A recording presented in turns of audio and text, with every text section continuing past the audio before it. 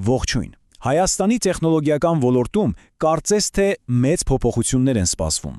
Այսօր մենք միասին կփորձենք հասկանալ մի նոր օրենքի մանրամասները, որը, ասեմ ձեզ, կարող է լրիվ նոր խաղի կանոններ սահմանել ու լուրջ խթան դառնալ ոլորտի աճի համար։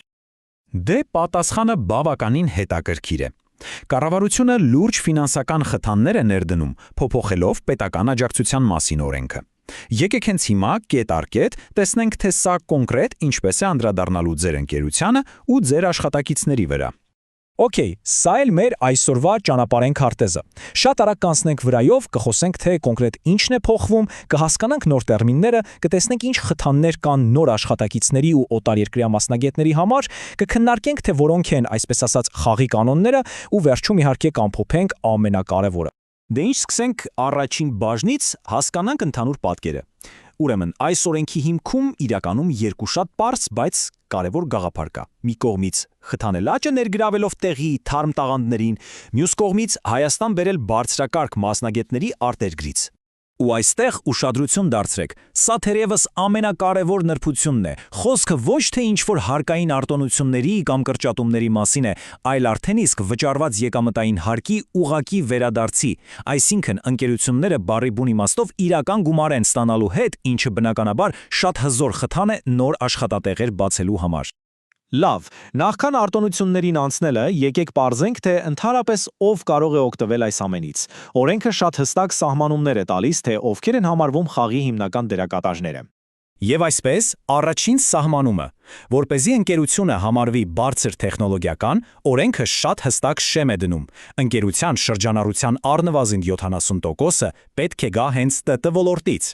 Սա իհարկե արվում է, որպեսզի այլ ոլորտների ընկերությունները չկարողանան օգտվել այս ծրագրից։ Այստեղ էլ մի շատ կարևոր պարզաբանում ունենք։ Այս աջակցությունը վերաբերում է բացառապես այն մարդկանց, ովքեր աշխատում են պաշտոնական աշխատանքային պայմանագրով։ Սա նշանակում է, որ օրինակ քաղաքացիաիրավական պայմանագրերով աշխատող մասնագետները ցավոք դուրս են մնում այս ծրագրից։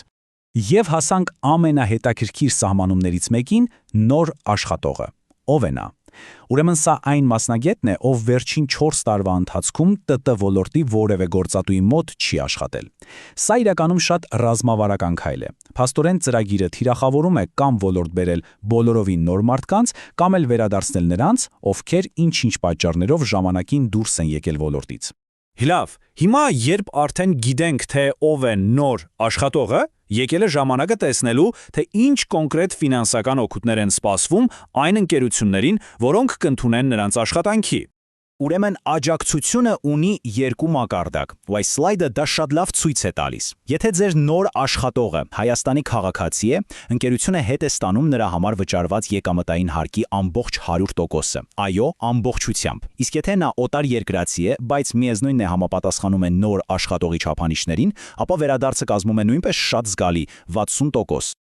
Բայց, ինչպես միշտ կա մի բայց։ Կա մի շատ կարևոր սահմանափակում, որը պետք է հիշել։ Այս ծրագրով ընկերության ստացած ընդհանուր գումարը չի կարող գերազանցել այդ ժամանակահատվածում ձեր բոլոր աշխատակիցների համար վճարված ընդհանուր եկամտային հարկի 25%-ը։ Սա արվում է, որպեսզի խրախուսվի հավասարակշռված աճը եւ ընկերությունները չի կենտրոնանան բացառապես այս ծրագրի վրա։ Հիմա անցնենք առաջ։ Բացի այս նոր աշխատողներից, օրենքը նախատեսում է նաև առանձին ծրագիր հատուկ օտարերկրյա մասնագետներին, այսպես ասած, աշխատանքային միգրանտներին Հայաստան բերելու համար։ Այս ծրագիրն էլ ունի իր սեփական մի փոքր այլ կանոնները։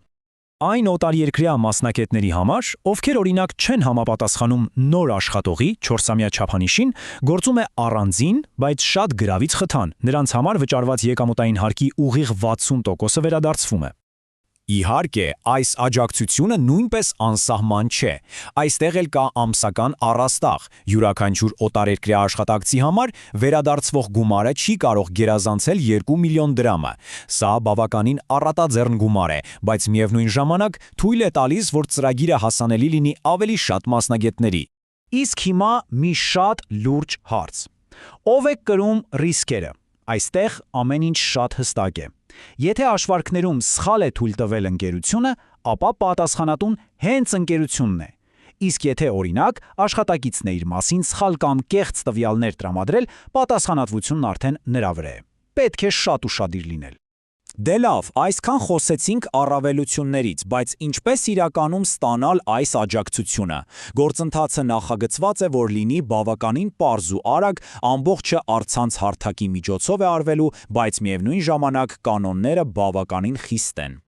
Ահա եւ գործընթացը 3 պարզ քայլով։ Առաջինը դուք կամավոր սկզբունքով դիմում եք առցանց։ Երկրորդ, համակարգն ինքս ավտոմատ ստուգում է ձեր տվյալները եւ կայացնում որոշում, հաստատում է կամ մերժում։ Եվ երրորդ, հաստատման դեպքում կնքվում է պայմանագիր, իսկ մերժման դեպքում դուք ստանում եք պաշտոնական վարչական ակտ, որը ի դեպ կարելի է բողոքարկել։ Ու մի շատ կարևոր բան էլ, աջակցությունը կարող է ոչ միայն տրամադրվել, այլև դադարեցվել, ընդ որում ընդմիշտ։ Պատճառները կարող են տարբեր լինել։ Օրինակ, կեղծ տվյալներ տրամադրելը, հարկային հաշվարկները ուշացնելը կամ, ինչն ամենահետաքրքիրն է, համակարգը խաբելու փորձերը։ Օրինակ, հետին ամսաթվով ընկերության գործունեության տեսակը փոխելը, որպեսզի համապատասխանեք պայմաններին։ Եվ վերջում եկեք ամփոփենք այս ամենը, կենտրոնանալով ամենակարևորի ժամկետների եւ հիմնական դրույթների վրա, որոնք ուղղակի պետք է հիշել։ Ուրեմն նշեք ձեր օրացույցներում։ Այդ նոր աշխատողներին կարելի է աշխատանքի ընդունել սկսած 2025 թվականի հունվարի 1-ից,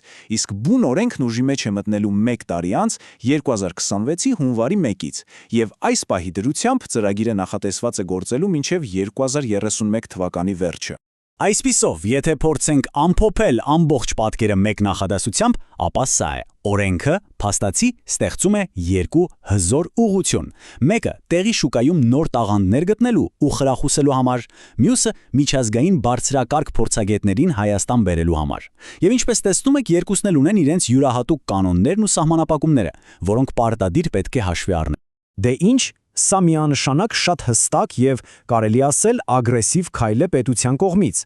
Հարցը, որը մնում է օդում կախված, հետևյալն է. արդյոք մեր ՏՏ էկոհամակարգը կկարողանա այս նոր ու հզոր գործիքները այնքան արդյունավետ օգտագործել, որպիսի մրցակցի արդեն ոչ թե տարածաշրջանային, այլ համաշխարհային մակարդակով։ Ժամանակը ցույց կտա։